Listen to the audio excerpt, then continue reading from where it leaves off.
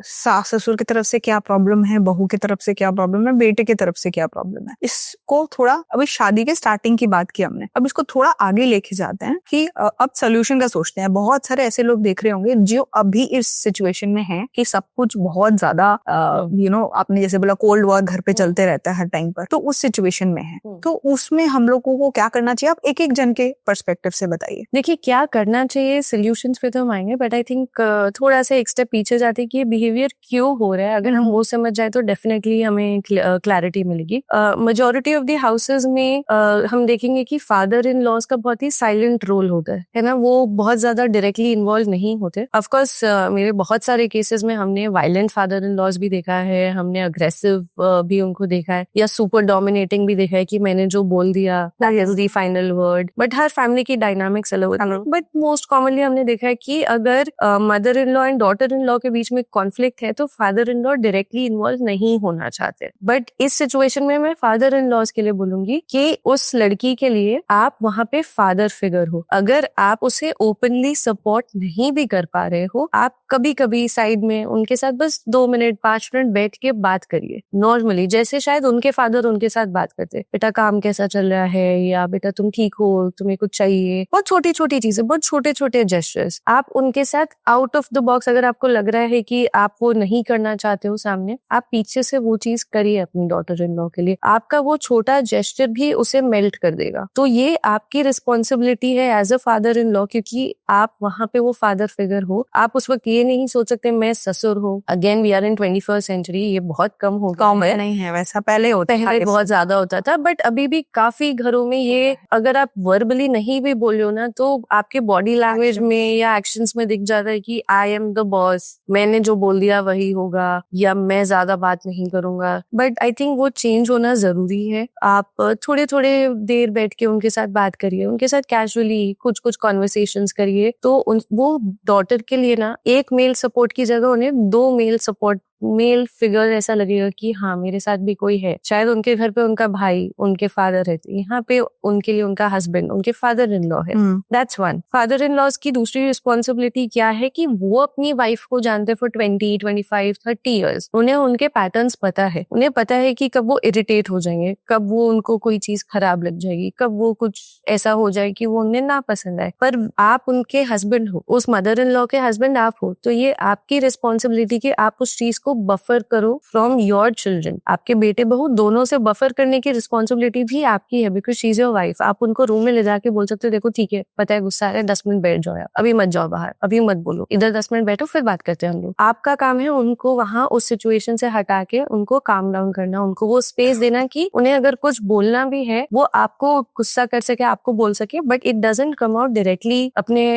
Daughter in law के ऊपर। तो जैसे आपने वो बफर कर दिया, काफी हद तक चीजें वहीं पे ही कम हो जाएंगी। मदर इन लॉज के लिए अगेन ये कहाँ से शुरू होता है, ये हम कभी नहीं बोलते हैं कि कोई भी मदर इन लॉ शुरू से ही वैसी होती है ना, बट वो भी इस घर में नहीं आई है, ये बहू भी इस घर में नहीं आई है, दोनों ही नए आए थे। बट उनके साथ उनके मदर इन लॉज कैसे रहे हैं, उन्होंने क्या उनको रिचुअल्स में बांधा, उन्होंने कैसे उनको डाला, उनको बाहर का एक्सपोजर दिया या नहीं, उनको काफी दिन तक घर पे रखा। अगेन अभी काफी मॉडर्न मदर इन लॉज भी है जो बाहर भी जाते हैं, लोगों से मिलते हैं, वर्किंग भी है, बट काफी हद तक ऐसे भी है जो घर पे ही रहते हैं, उनका बाहर का एक्सपोजर बहुत कम है। तो उनके लिए जैसे ही ये जो नई बहू आई है जो बाहर के एक्सपोजर के साथ आई है, जो आज भी बाहर जा रही है, काम कर रहे हैं, उनके लिए वो बहुत बड़ा शिफ्ट है। तो उस शिफ्ट में उनको अडेप्ट होने में टाइम लगेगा, वो टाइम उन्हें अपने आप को देना होगा, वो टाइम उन्हें समझना पड़ेगा कि ये जनरेशन ही डिफरेंट है, मेरी जनरेशन अलग थी, मेरी मदर इन लॉ अलग थी, उन्होंने जो मेरे साथ किया मैं नहीं करूंगी अपनी बहू के साथ। जैसे ही वो डिसाइड करते हैं ये जनरेशनल ट्रॉमा को ब्रेक करने का, मेरी मदर इन लॉ ने मुझे बहुत सारे लेट्स से व्रत में बांध के रखा, बहुत सारे घर के कामों में बांध के रखा, मैं नहीं बांधूंगी, which a lot of mother in laws do. I can proudly say मेरी मदर इन लॉ ये करती है, अननेसेसरी के व्रत और ये सारे रिचुअल्स में तुम्हें नहीं रहना है। काफी हद तक उन्होंने ब्रेक भी किया है ये सारी चीजें, but in general mother in laws के लिए ये एक स्टेटमेंट है कि जो कुछ आपके साथ हुआ आप आपको अच्छा नहीं लगा, आपको भी उस वक्त लग रहा था क्यों मैं ये कर रही हूँ, आप बस बोल नहीं पाते थे। वो जमाना नहीं था जहाँ आप खुल के बोल सके कि क्यों। ये जमाना वहाँ ये वो है जहाँ पे लोग पूछेंगे क्यों, पर तब आपको लगेगा यार ये कैसे बोल रहा है इसने, हमने तो कभी पलट के जवाब नहीं दिया, है ना। तो ये छोटी छोटी चीजें हैं जो आपको एक्सेप्ट करनी पड़ेंगी कि अगर आप उन्हें इस तरीके से बांधोगे तो इस तरह के क्वेश्चंस आएंगे। आप अगेन बहुत छोटी सी एग्जांपल लेती हूँ, अभी सामने दिवाली आ रही है, फेस्टिवल्स है, बहुत सारे घरों में बहुत सारे रिचुअल्स होते हैं। आपके घर पे अगर कोई नई बहू आई है, वो रिचुअल्स देख रही है पहली बार, वो आपसे पूछ रहे कि इसका मतलब क्या, नहीं पता, हमने तो कभी नहीं पूछा अपनी सास को कि इसका मतलब क्या, हमें तो नहीं पता। तो जैसे ही आपने इस तरह का स्टेटमेंट पास किया, ये मैसेज क्या दे रहा है उस बहू को कि हमने नहीं पूछा है तो तुम भी नहीं पूछ सकते हो, अगली बार से ध्यान रखना तुम्हें नहीं पूछना है इस तरह के क्वेश्चंस, राइट। बट अगर इसी को ही हमें सिचुएशन चेंज करना है तो हम क्या बोल सकते हैं कि हमने तो बेटा हमें तो नहीं पता था, मुझे अभी भी नहीं पता है, पर मैं इतनी शाई थी, मैं इतनी इंट्रोवर्ट थी, मैं नहीं पूछ पाई कभी अपनी सास से, तो मुझे नहीं पता है, बट मैं कोशिश करती हूँ पूछने की अगर आसपास में किसी को पता है, और देखते इसका कुछ जवाब मिलता है, मुझे भी नहीं पता। ये सेम सिचुएशन हमने दूसरे तरीके से भी हैंडल कर ली, तो इसका इम्पैक्ट क्या होगा कि दूसरी बार अगर उसे कुछ ओपन अप होना होगा, कम्युनिकेट करना होगा, एक्सप्रेस करना होगा, तो वो खुल के आपसे बात कर सकती है, खुल के आपसे पूछ सकती है कि अच्छा इसका मतलब क्या है, ये क्यों कर रहे हैं हम, ये कैसे कर रहे हैं, और वो एक कॉन्वर्सेशन होगा जो हेल्दी होगा, जो आप अपनी बेटी के साथ करते हैं नॉर्मली। तो यही तो हम चाह रहे हैं ना, एक डॉटर एंड ये रिलेशनशिप फॉर्म करना, ये इवेंचुअली इसी तरीके से होगा। So this is the second thing for mother in laws. Third thing for mother in laws is again थोड़ा सा ये कई लोगों को अडेप्ट करने में मुश्किल होगा, बट ये बहुत ही ट्रू सिचुएशन है। आप जैसे ही अपने बेटे की शादी करवाते हो, ये बहुत मुश्किल होता है उनके लिए भी गिव अप करना ये सिचुएशन कि अब वो किसी और का पार्टनर है। ये एक्सेप्टेंस, ये चीज बहुत मुश्किल होती है और इसमें टाइम लगता है। जैसे ही अगेन आप अपने आप को फोर्स करते हो तो आप प्रेशर में आ जाते हो, और या फिर आप डिनायल मोड में चले जाते हो कि ऐसा कैसे हो सकता है, वो मेरी बात क्यों नहीं सुन रहा है, उसने इसकी बात सुनी, वो उसकी बात क्यों सुन रहा है, और ये बहुत ही इंटरनल कॉन्फ्लिक्ट चल रहा होता है। बट अगर हम इसको सिंप्लीफाई करें, ये सिर्फ आपकी इनसिक्योरिटी है। बट जैसा मैंने थोड़ी देर पहले बोला कि कोर्टशिप पीरियड का वो जो टाइम है, अगर उस टाइम में आप खुद के साथ बैठ के अपने आप को मेंटली प्रिपेयर करने लगे कि हाँ नई बहू आएगी, वो दोनों साथ में रहेंगे, वो एक दूसरे के साथ टाइम स्पेंड करेंगे, हो सकता है कई बार लंचेस पे, डिनर्स पे वो अकेले भी जाए और जाएंगे, तो उसमें मुझे ये फील नहीं करना चाहिए मुझसे पूछा ही नहीं, मुझे तो बोला ही नहीं, दोनों निकल गए अपना अकेले। ये मेरे बहुत सारे केसेस आते हैं जिसमें लोग बोलते हैं कि हमने मम्मी को पूछा नहीं था, हम दोनों अपना डिनर करके आ गए, मम्मी घर वापस आए, देखे मम्मी ने डिनर ही नहीं किया, गुस्सा हो गई कि हमसे पूछा ही नहीं। अब हम हर बार कैसे उन्हें लेके जाए, हम कई ऐसी जगह जाते हैं जहाँ वो नहीं जा सकते, हम ऐसे मूवीज जा रहे जहाँ हम उन्हें लेके नहीं जा सकते, या हम अपने दोस्तों के साथ जाना चाह रहे, तो हम कैसे बैलेंस आउट करें। बट यही अगर वो मदर इन लॉज खुद के ऊपर ले ले कि ट्रांजिशन